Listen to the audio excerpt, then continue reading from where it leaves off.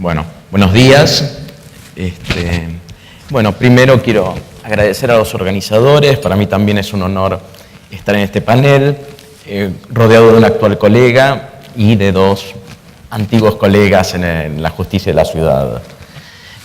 Bueno, cuando me sugirieron el tema, yo lo que pensé era, sobre todo viendo algunas preguntas que se hacían, era ver esta cuestión de este nuevo rol que parece que se requiere del juez y de qué modo esto puede afectar el funcionamiento de las instituciones democráticas.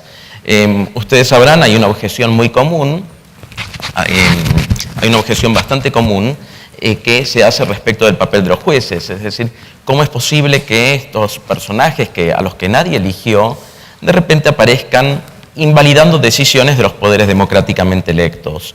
Esto es un argumento que se ha planteado en Estados Unidos, pero también con mayor o menor rigor también se plantea en nuestro país. Algunos autores se han dedicado a escribir acerca de eso y se lo deben llamar el argumento contramayoritario, la posición contramayoritaria, es decir, la idea de que un sistema político, una democracia constitucional, implica una tensión entre, por un lado, valores democráticos y otros valores que son los valores del constitucionalismo, que implican límites al poder. Ahora, la tarea de conciliar esto no siempre es sencilla. Yo creo que hay dos, puede haber muchísimos, pero creo decir, se podrían distinguir dos paradigmas de proceso, y esto demanda cualidades y habilidades diferentes del juez. Hay uno que se ha exagerado un poco su influencia, es decir, no son tantos los casos que hay, pero que me parece que es el que genera más dudas. Porque tenemos por un lado un paradigma que sería el del litigio clásico, inclusive modelado a partir del derecho privado, es decir, ese proceso adversarial con dos partes, una que pide algo y el juez decidiendo simplemente quién tiene razón y disponiendo algún remedio. Es una caracterización así un poco pedestre, pero la mayor parte de los litigios de derecho privado funcionan de ese modo. Es decir, el juez es un espectador, un árbitro neutral que mira las partes, de qué modo las partes le proponen los hechos, argumentan acerca del derecho y el juez termina decidiendo quién tiene razón. Normalmente en este paradigma de litigio clásico, se habla de que la controversia es bipolar. Tengo un actor, un demandado, puede haber varios, pero no deja de, ajustarse a esto.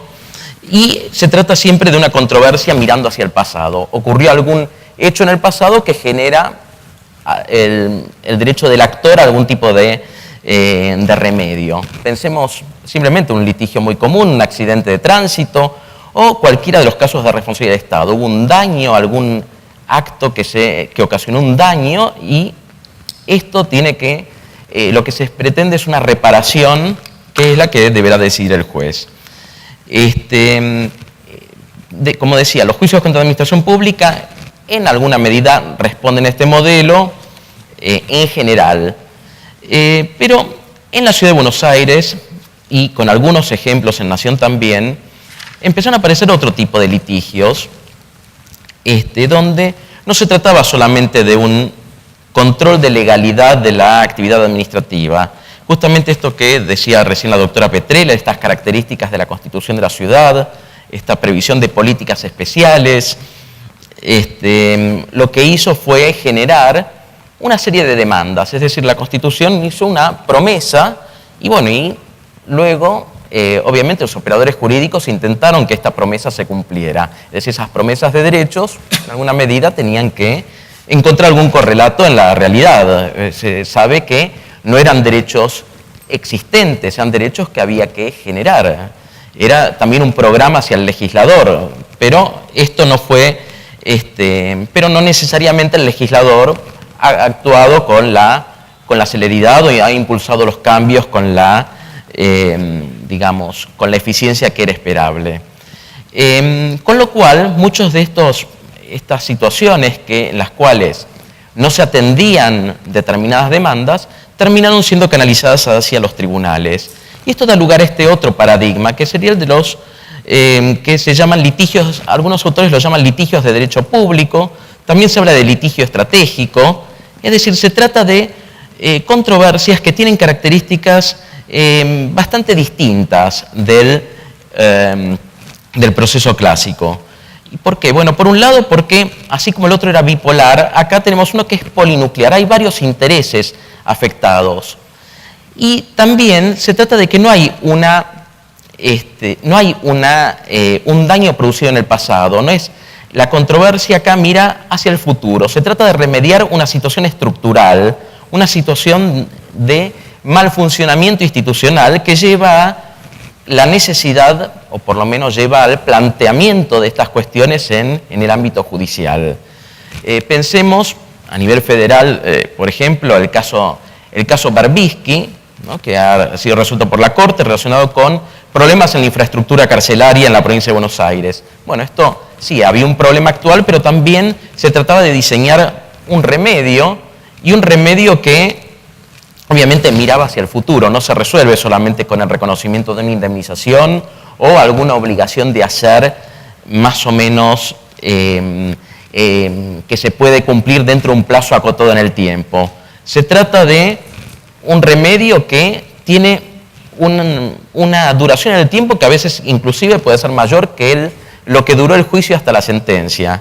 O el otro ejemplo que se me ocurre de este tipo como representativo de este paradigma de litigio, el caso Mendoza relacionado con la contaminación en el riachuelo. Bueno, ahí no había demasiados hechos que despejar en cuanto a que el riachuelo estaba contaminado sin duda, pero tal vez la cuestión del remedio. ¿Qué remedio se pone esta situación? Es decir, se trata en el paradigma de derecho público, de litigio de derecho público, de poner un remedio a una situación estructural, una insuficiencia estructural. Esto a mí me deja una sensación ambivalente, porque por un lado habla de que los poderes que deberían ocuparse de resolver estos problemas, o sea, dentro del proceso político, no se están ocupando de ellos. Creo que el caso Riachuelo es bastante evidente, y entonces, bueno, surge esta necesidad, y la cuestión que inmediatamente uno se plantea es, de cara al argumento contramayoritario, bueno, pero a ver, ¿cuánto se va a controlar? Porque podría alguien decir, bueno, si los legisladores no se han ocupado del tema, los legisladores o la administración, en definitiva los poderes elegidos democráticamente, bueno, a lo mejor es que no se trata de una demanda social relevante, lo cual no quita que deba ser atendida. Bueno, la situación es compleja porque por un lado habla de una insuficiencia del sistema político y por otro lado se colocan en cabeza de los jueces ciertos roles, un rol, bueno, alguien ha dicho un rol heroico en defensa de los derechos humanos, porque es clara la resistencia que generan este tipo de decisiones, y aparte las dificultades en su cumplimiento. Si volvemos al caso Riachuelo, inclusive ha habido ciertos problemas en cuanto a la ejecución misma de la sentencia, se han hecho objeciones, por ejemplo, al juez que debía ejecutarla, lo cual tiene que ver con que, bueno, se ha exigido, quizás esté demandando a los jueces un papel más gerencial, que no es el típico de un juez. Yo tengo alguna duda de si si es bueno que esto ocurra. O sea, es bueno que haya algún canal por el cual puedan estas demandas, digamos, tengan alguna traducción jurídica y se puedan llevar adelante y que puedan impulsar algún cambio, alguna transformación. Por otro lado, desde otro lugar también lamento como ciudadano que el sistema político no funcione de manera tan adecuada en cuanto a canalizar este tipo de pretensiones. Pero me parece que colocado ante la disyuntiva del juez y la necesidad de llevar adelante los derechos que están en la Constitución, creo que no tiene demasiadas opciones. Sin embargo, aquí creo que es interesante plantearse, bueno, pero ¿habrá algún tipo de cuestión que es totalmente inadecuada para la resolución judicial? Sí, quizá la clave esté en el concepto de causa, de caso, causa o controversia, es decir, esta idea de la existencia de un derecho debatido o el concepto de legitimación que se vincula con él. Yo igual vemos que la Corte no ha renunciado a exigir una causa, aun cuando se tratase de estos litigios de derecho público, ¿no? Lo ha dicho más recientemente en Alavi, ¿no? Donde insiste en, digamos, redefinir o reconceptualizar la causa.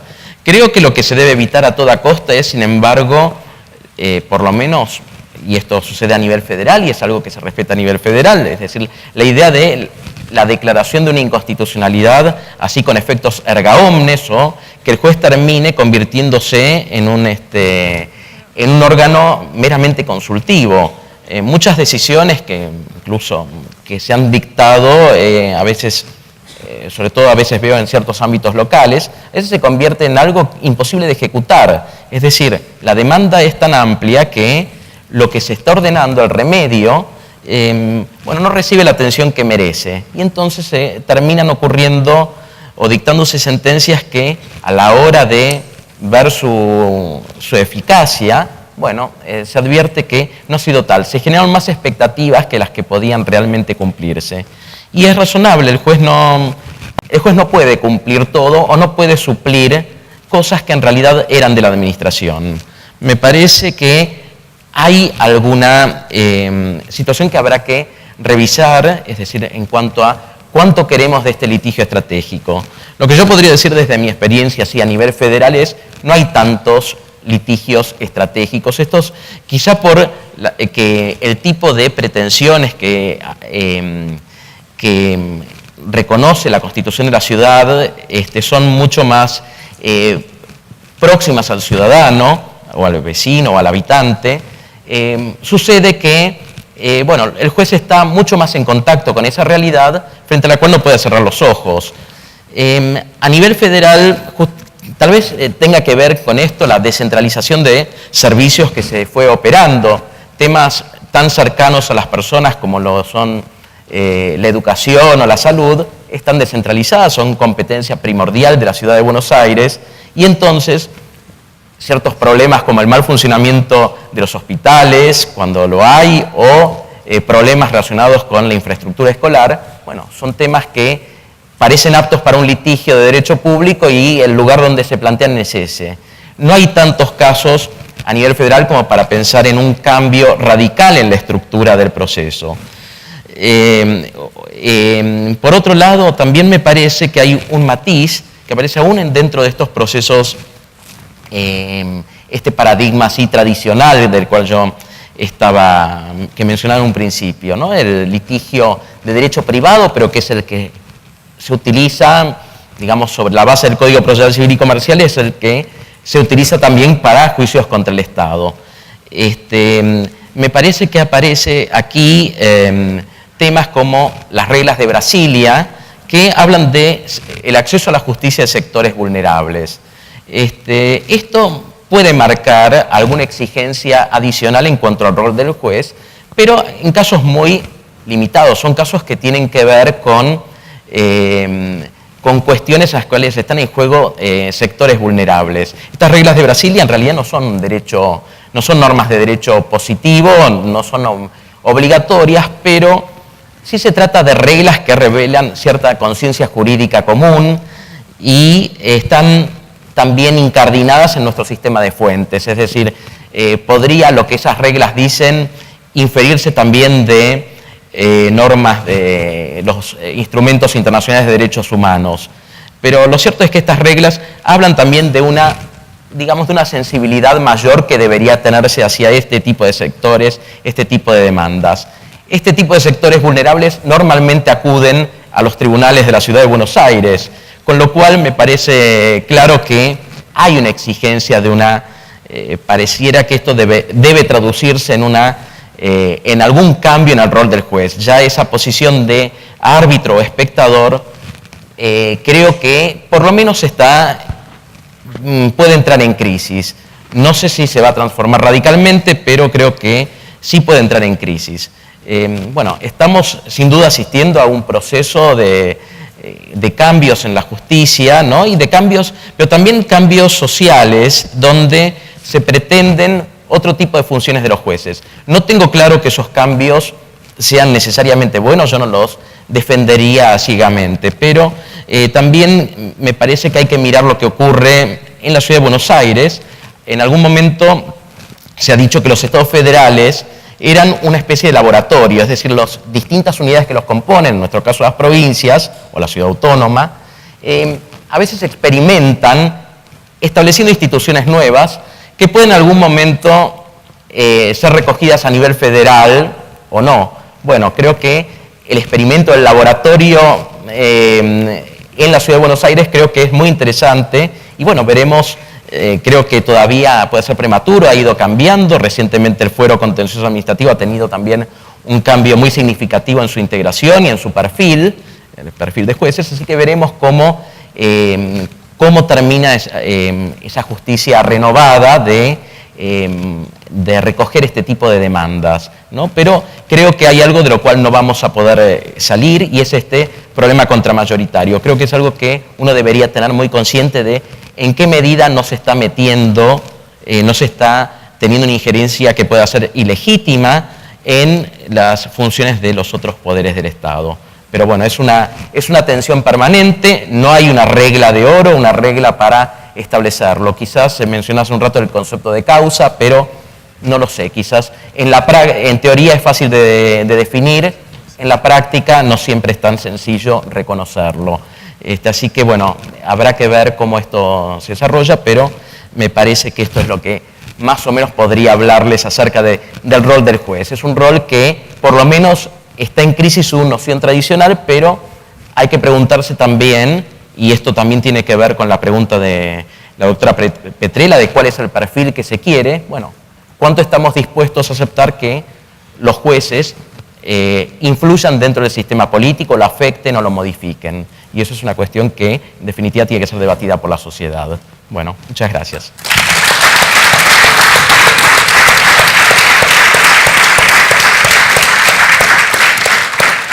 Bueno, en función del tiempo y tratando de permitir el debate entre los expositores y fusionándolo con los ejes temáticos de las preguntas,